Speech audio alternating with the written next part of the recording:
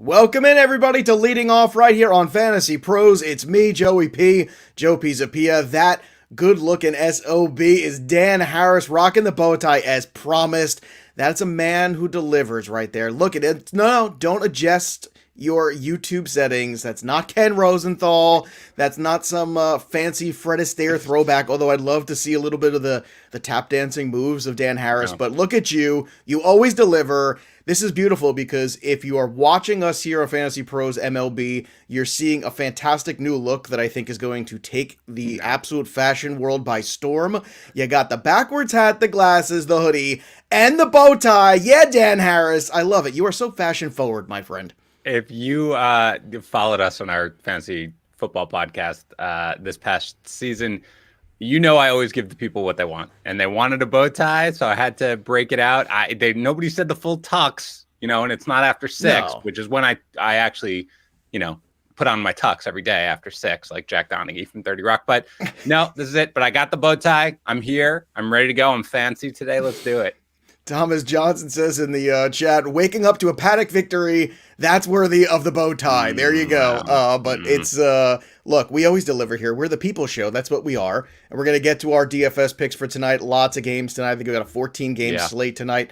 So a lot of things to get to there. We're also going to talk about our feelings today, which I think is really important. It's really nice. We're gonna sit back and really, it's a Friday before we go into the weekend, kind of analyze ourselves a little bit, how we're feeling about certain players, and this is a safe place.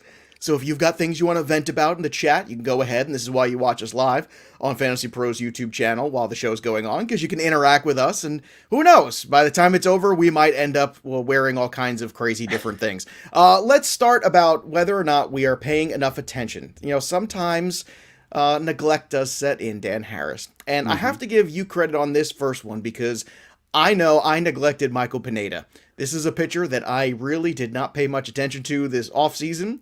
I did pay attention to some of the stat lines in recent years and look through them, but for some reason I just could not get there when it came to Michael Pineda. But you, my friend, I remember a lot of mock drafts where there's Pineda there, Pineda here, and I'm wondering if you made it onto some of your actual teams because 7 shutout innings, 6 Ks against the Sox last night, 1 ERA, and a 7.2 whip on the season.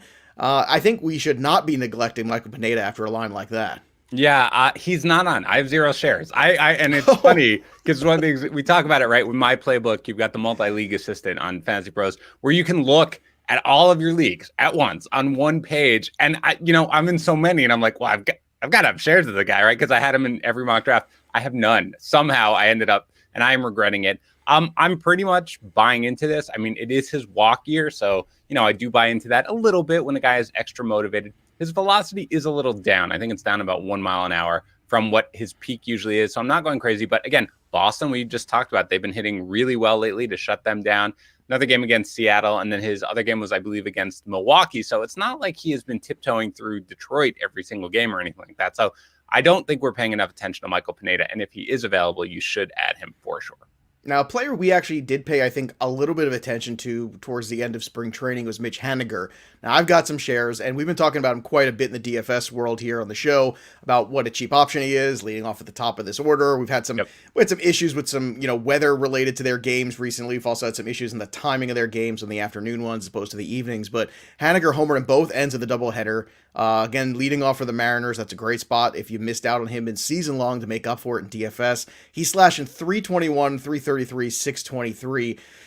Dan, this feels like, it's all about keeping your fingers crossed when it comes to Mitch Haniger, but then again, that feels like everybody in Major League Baseball, and I think we need to pay more attention to Haniger. I think he is a sneaky ad. In fact, in my home league, I made a deal for him before the season started, actually, after the draft, and was actually able to get him for Taylor Trammell off of Taylor Trammell's big spring training, and you know what? I'm liking the Mitch Haniger so far. Yep. Feels good. Yeah, he's leading off every day, like us, for the Mariners. It's always a great spot. And the Mariners lineup is not terrible. I mean, you get the top 3 of Haniger, France, and Seager. It's not terrible at all. So that's a great spot for him. And again, really, it's always just health because he does produce for the most part when he is fully healthy, as he is right now. He's not walking enough yet, like just 3.5%. So I'd like to see that get up. But for the most part, yeah, he's a guy you can stick in your lineups in anything for outfielders or greater for sure.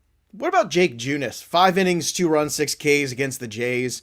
Has a 1.5 ERA, a .92 WHIP. Do you feel like Junis right now is another pitcher? Because I feel like, the Royals historically are one of these teams like pitchers are having good seasons for them sometimes, and you don't really notice it. Yeah. And that's just because it's a team that's a small market team that just frankly does not get enough national attention, even when things are going well for it. If Mike Minor has a good start, if Duffy has a good start, Junis, they all kind of fly under the radar. And I feel like it's like Game of Thrones, like the faceless man. Like people, they don't really distinguish too much between any of the Royals pitchers. Sometimes they're like a blur, I think, to people because they're kind of similar in some ways. None of them are really like, they don't have like a specific type. Like, there's nobody who looks like Lance Lynn. There's nobody who pitches like Jacob deGrom. There's nobody that you can kind of pick out from the crowd. Is that kind of what happens to Junis? He just kind of falls into the pack, basically? Yeah, I mean, look, you don't want to go crazy with any of these guys, right? Danny Duffy is off to a great start. The second you buy into Danny Duffy, he's going to give up 10 runs in a game, right? That's what it works. But Junis had a streak like this where he was pretty usable for fantasy for a long time, a couple of years ago. He added a cutter. It's looking good. Funny, Joe, because, we're in all the NFBC leagues, TGFBI. Junis was a guy with a setup, I thought, for a 2-start week. Didn't wind up happening. And I was like, nobody's going to want to pick up Jake Junis, but everybody kind of did, which also piqued my interest a little bit. But yeah, given the fact that he's added this cutter, he's throwing really well right now. I think he's a guy you can ride, at least in the short term. Now, last night, or should I say yesterday into last night, we gave you Josh Harrison as a lineup builder everywhere, and that paid off big time yesterday.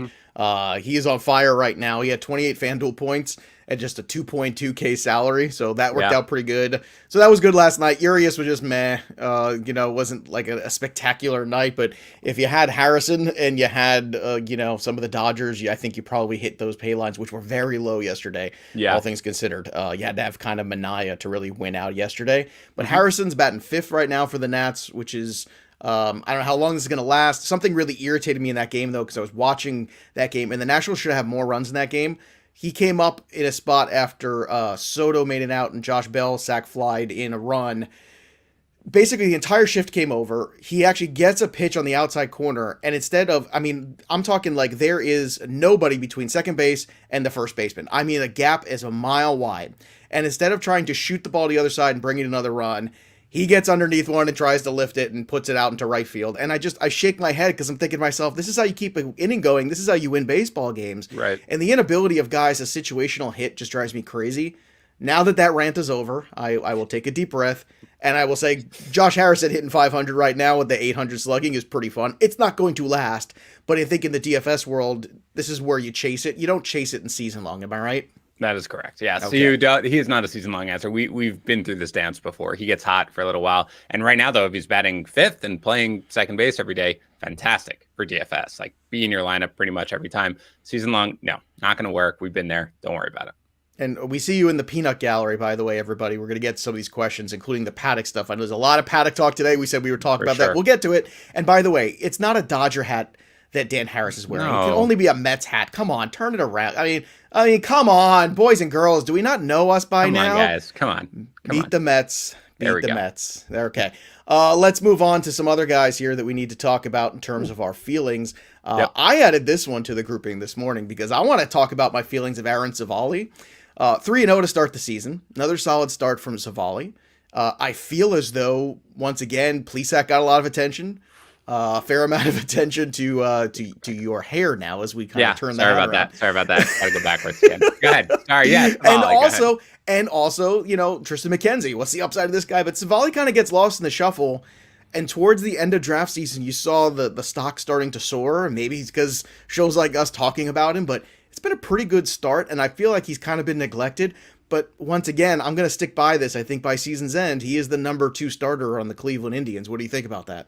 Yeah, certainly when the competition is Plesac, it's anybody but Plesac. That's basically my motto. I like Savali, I do, and I came around to him. I think it was during that mock draft where I finally took him, and you and Fast were both all in on him. And again, that gives me comfort when smart people I know in the industry are also around. He's never going to be a strikeout guy, right? He's just never going to be a strikeout per inning guy.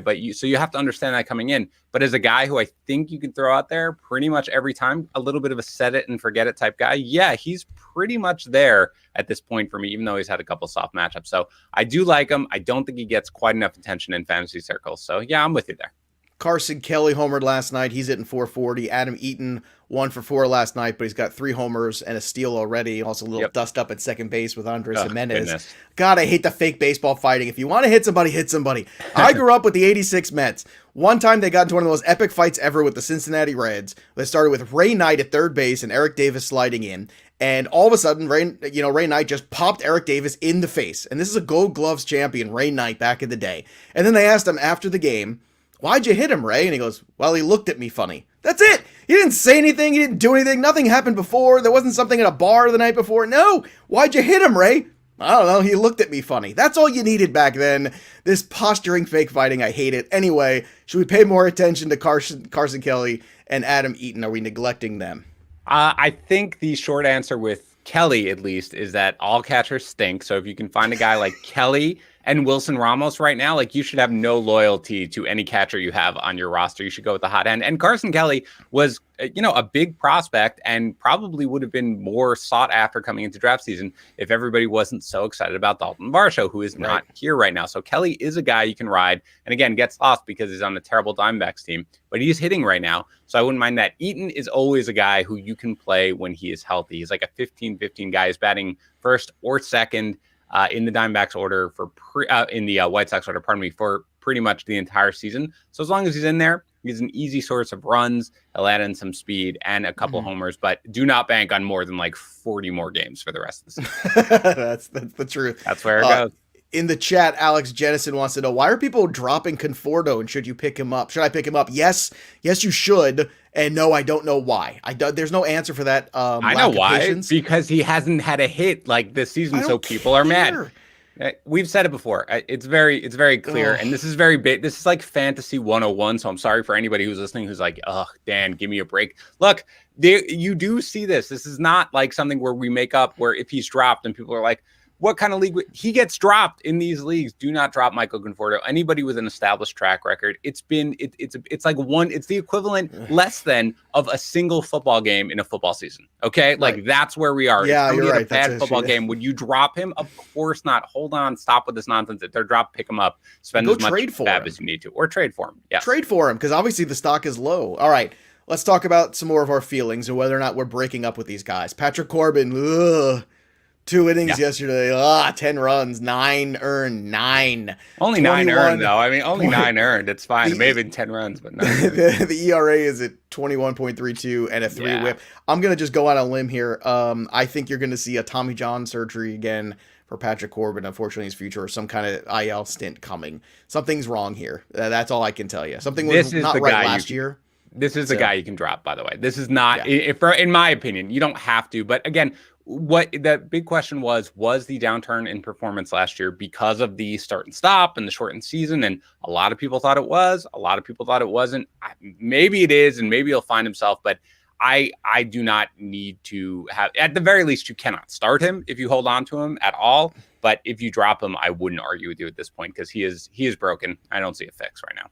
No, I agree with Dan. Drop him. Jorge Soler, 2 for 4 yesterday, but hitting just $171 on the year, striking out a 40% clip. This is what was disturbing last year, and this is, the anomaly of the big giant 50 home run season. And Soler is a slugging guy, so I would say this. I would bench him because if you're just going to drop him, he is going to have a run here at some point where he's going to have a couple bombs in a week or over a couple day period. You sell him then. To drop him, he's going to get picked up by somebody else and just stash. So you might as well be the person that stashes him and then turns around to try to trade him. Andrew Vaughn, 0 for 4, now batting 136 and a 227 slugging. It's not Andrew Vaughn's fault. The inconsistency when you have young players, what you got to do is you got to put them in a lineup, leave them alone, and just let them figure it out. But will they do that? Will they do that? They're not. So in redraft leagues, if you want to drop them for Travis Shaw or Colin Moran or some other jabroni like that who's actually hitting right now in the corner spot, yeah, okay. In keeper leagues, go pounce, go buy him everywhere. That's what I would do. So I think I do want to qualify here on Vaughn because we talked a lot about Vaughn. So did a lot of people. We love his bat. I do think he is going to hit this year. But just because Joe and I talk about him and how much we love him, like this is still not somebody who's like we say lineup builders in DFS. It's not a season-long lineup builder, okay? This is not a guy who's integral to your team. You can move on from him for sure. If I have a deep roster and I can hold him, I am, because I am convinced that he will eventually get playing time and he will hit when he does get regular playing time. But if you have to move on, don't think just because we talked about him and that we like him that you absolutely have to hold on to him. I'm not convinced he will get playing time eventually. I don't trust La Russa that far. I think what you might see is Andrew Vaughn get sent down, dropped everywhere, start to hit again, get called up later on in the year, and then it's going to cost you fab. So it all depends on how deep your roster is and what you can support and what you can't right now. You have to evaluate for yourself and how deep your bench is. All right, let's explore our feelings about these guys. This is what we've all been waiting for. It's Chris Paddock Day. And I feel like we just got the worst case scenario where he was okay. Right? Did you think the same thing? I was like, exactly the same. I was like, no. Give me a great start or give me a terrible start so I can draw a conclusion. This sort of mediocre, I'm going to get the win. I'm going to allow some unearned runs. 5 innings. Okay, 4 strikeouts. 5 innings against the Pirates, not looking dominant. Here's the thing. Bizza Rizza Jizza says, hoping to move Chris Paddock today for an injured Carlos Carrasco. Now, I'm highlighting the peanut gallery here because I think this is a great move because the Carrasco owner is thinking to themselves, oh man, I really could use some pitching. Oh God, Paddock looked better in that last start. Maybe things are turning around. He's still young, all that stuff. Carrasco's had 2 injury issues already this season. I think that's exactly the perfect trade target. I couldn't have said it better. That's why I'm stealing it from our chat here because Dan, I think that's the guy you target. Somebody coming back from an injury or somebody that like a Frankie Montas or somebody like that you think is going to be better than he's been.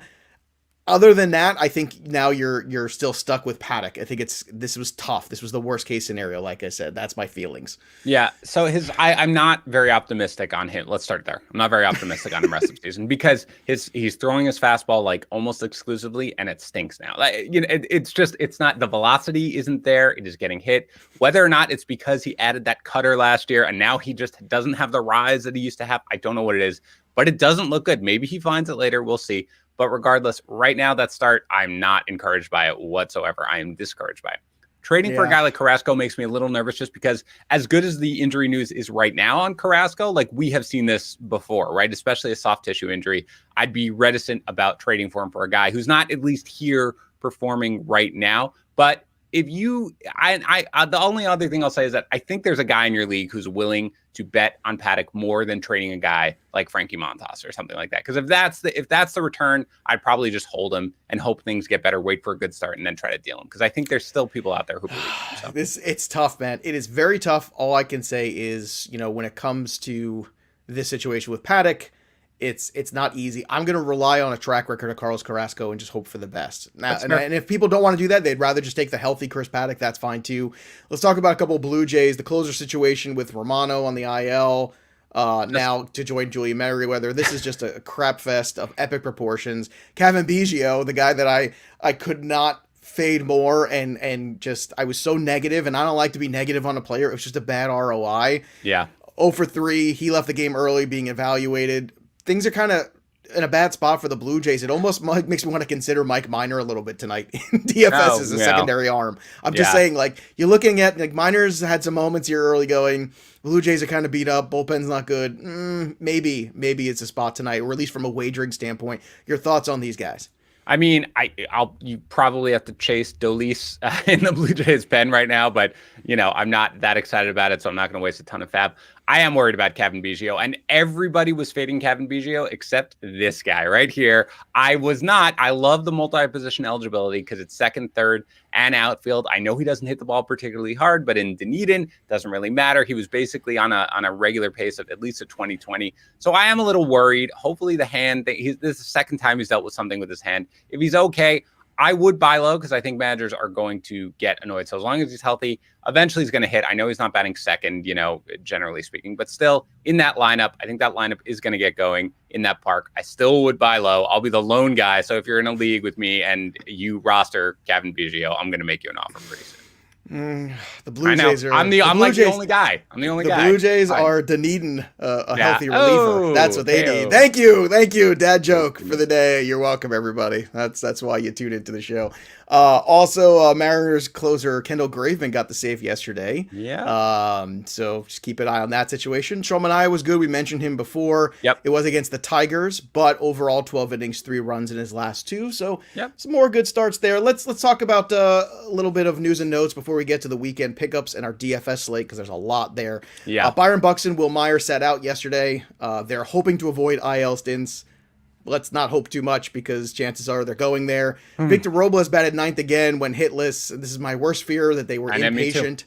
Yep. They were impatient. Give him a full 30 days. Remember I said that? I said give him a full month of April there before you start making adjustments. He was double switched out. That's what really makes me nervous. In a game that wasn't over, it was just double switched to gain one spot in the lineup. Like, it wasn't like we have to do it because otherwise the pitcher's coming up next inning. He was batting ninth, and the guy they let in was batting eighth. Like, they right now, after, which is crazy to me that they were going to bat him lead off, and suddenly they're just like, you know what, we're kind of done with you at this point. I'm very nervous. I'm still holding because otherwise you're selling super low, but I'm nervous. All right, and Matthew Mercurio wants to know how we're feeling about Victor Robles. Look, he's driving me nuts too. You have to look. We've taken a couple early victory laps. I'm going to take an early loser lap here with Victor Robles, because the Nationals are not giving him a chance to succeed at the top. And now you have to come up with other plans. So if that other plan is Mitch Haniger, if that other plan is somebody else that you can acquire in a trade, or someone on your waiver wire, go get them. I don't think Haniger's out there in many spots. But Michael Conforto, there you go. Go make a trade for Michael Conforto. Go get him. Emmanuel Clase, not to be confounded with High Clase, his brother, got a save with Karinchak setting him up. Seems to be the guy we think going forward. Yep. Who are you picking up this weekend here as we're heading into the waiver wire weekend, my friend? Yeah, so obviously everybody's still chasing closers. So we talked about it. Stolis, Yimi Garcia is probably still out there. And I would add Graveman as well. Generally speaking, I am adding Jazz Chisholm at second base. Yes. He is exciting, and really I'm buying into what you can see. And he's got speed at the very least, so he should be stealing some base. Adolis Garcia is batting fourth at this point for the Rangers. He homered yesterday. He's got a lot of pop. So if you're in desperate need of some pop, I wouldn't mind adding him. We talked about Jake Junis. I think he is worth an add. And I don't know, again, because it was the beginning of the year, the week, Huascar Inoa, I think, is also worth an add there. And in a middle infield situation, I'm probably adding Jed Lowry. I'll ride it as long as he is healthy, because he is producing at this point. He's already in all of my queues, to be added. So he's a guy, again, do not say, hey, I've solved my, middle infield sort of spot here. But I would say I've solved it for the next 2 weeks, at least while he's healthy. So really, that's it. Not a crazy waiver wire week or anything like that. All right. Before we get to our DFS stuff, I want to recognize a sponsor of today's show, and that is, of course, Manscaped. That's right. The Lawnmower 3.0 is trusted by over 2 million men worldwide. That's a lot of lawn mowing going on there. So obviously, if you even want to mow your own lawn outside with your shirt off, make sure that you're manscaped while you're doing it. They've got the quiet stroke technology that everybody loves. Plus, third generation trimmer features the cutting edge ceramic blade that takes care of all of your parts with advanced skin safe technology. And I'm telling you right now, you can use it in the shower. It's got the LED lights, got all these cool features. It's a fantastic shaver. It's got the cool little charging station too, and it holds the charge for a long period of time. I'm telling you, I've got one. It's awesome. You should get yours today. And when you do, use the code leading off. That's right. Go to manscaped.com, use that code leading off, and then you get 20% off plus free shipping thanks to our good friends at Manscaped. Your balls will thank you. Now, Dan Harris, are you ready? Because this is a massive Friday night. This is what we want. Finally, we're back in it here. No more stupid day games, and there's only 5 games, blah, blah, blah. Here we go. Good chalk tonight. I like the Yankees, even though they don't know who's pitching yet, and the Phillies. I like Zach Eflin in this spot against Carlos Martinez, who's been a gas can this year. Cash game arm. Are you confident to go down to the Scherzer well today? I'm going to ask this question because I feel like against Arizona, especially after that Corbin start last night being so dreadful, this is where Scherzer shines, which is not an easy thing to say, and I can't believe I said it without stumbling, so I'm not going to say it again. But alliteration aside, this feels like I'm the ace. Sit back, everybody. I got this. This feels like a moment for Scherzer, and I think I want to invest in it tonight. What do you think about him against the Arizona Diamondbacks? Yeah, I mean, if this is your first year watching baseball, welcome. But if you have watched baseball for any length of time, this is the Max Scherzer game, right? Like, this is it. And I know his velocity has been down a little bit, but this is where he comes up and he's, we need somebody to shut down this opposing lineup that just put up 11 runs. I'm here for it. Now, he's expensive. He's 10.4 on both sites, so you got to pay for it. But given the fact that, especially with, you've got DeGrom, but it's in Colorado where I think it's snowing right now, so there's worry about there. I have no worries about putting in Scherzer or paying up for him. I am fully confident that he's going to deliver tonight. Yeah, keep an eye on the snow and any other weather that might show. There are rain considerations tonight, by the way, including Yeah. in Yankee Stadium as well. So this Right. is something where if you have to be ready to pay attention tonight about the weather and what's going to actually play and what's not. Well, like I said, keep an eye on that throughout the day. And as we mentioned on yesterday's show, keep an eye if you are not willing to watch everything up until lineup locks at 7 o'clock, then don't play because it's a bad scene right now in Major League Baseball. Guys are coming out for COVID things. Guys are coming out for any other injuries. So keep an eye on that. Now, speaking of DeGrom, let's say this game is okay and he's 11K on FanDuel tonight. To me, he's an interesting GPP play because, I mean, the guy is just off the charts. We all know the talent. The price is still high regardless. And I feel like FanDuel is telling you something with this pricing, which is, hey, we're still really confident he's going to be great here. And I feel like most people, or should I say, the roster percentage of DeGrom is going to be less just simply because it's in Colorado. It's going to knock, I think, maybe 10 to 15% off what normally would be there for DeGrom. And that makes it intriguing to me to invest as not a single entry GPP play, but a multi-entry one. So I kind of like DeGrom tonight in Colorado. Or do you have the cojones to join me? If I know that this game is going to be played, I have zero concerns about starting Jacob deGrom. If Jacob deGrom could be pitching on the moon, I would still be willing to roll him out there. He is that dominant. I don't care that it's Colorado. I mean, if you want to build a case against other than Colorado, it's that the Mets schedule is so screwed up right now because they constantly get rained out and everything like that. But I don't really think it matters to the guy. He's an absolute machine. He is throwing better than he ever has. Zero concerns. And you're right. This is the perfect day that you can start him because there are going to be people who don't want to start any pitcher in Colorado. But if they watch the weather, because if he's playing, you're right. You can get him. He's expensive, 11 on both sides, but it's worth it to put him in there, even in Colorado for sure. Because there's only like two. I mean, it's Scherzer and DeGrom, and everybody else is in that second, third tier. Actually, if you want to go to Walker Buehler, if you like him, fine, but not really. I don't love. You know what? Walker Buehler's been good, not great, and at that price against the Padres, the Padres are going to get up to play the Dodgers. It's true. I don't know. That's the 4 outcome game I'm staying away from tonight, for better or worse. You was on the Dodgers yesterday. It was meh. But 4 outcome game there, not loving. Secondary arms tonight on DK. Adrian Hauser has pitched pretty well this year. He's just 7.6 against the Pirates. He's also at home. I think there's a lot to like here with Adrian Hauser tonight. He is 7.3 on FanDuel. He's pretty cheap there too if you want to just go bananas and go a completely different way. Eflin also very cost effective on both sides. Those are the guys I would consider stacking tonight. I think the Mets in Colorado there. Texas, there's a lot of value there with Texas right now. They're swinging the bats a little bit. Philadelphia, I think those where you're looking. And game stack, if you want to be in one game, if the weather does cooperate, the Yankees and Tampa, to me, with Michael Wacha and TBA, my favorite pitcher, I think there's something there. I think the only other thing that I mentioned, I agree with you on the Phillies stack for sure, and the Mets if they do play. The other arm that I'll mention, by the way, at least on DraftKings, is Kikuchi. And again, you're like, well, he's going up against the Astros, but this is not you know what? He was on that discussion. I'm glad you brought him up. Go ahead. Yep.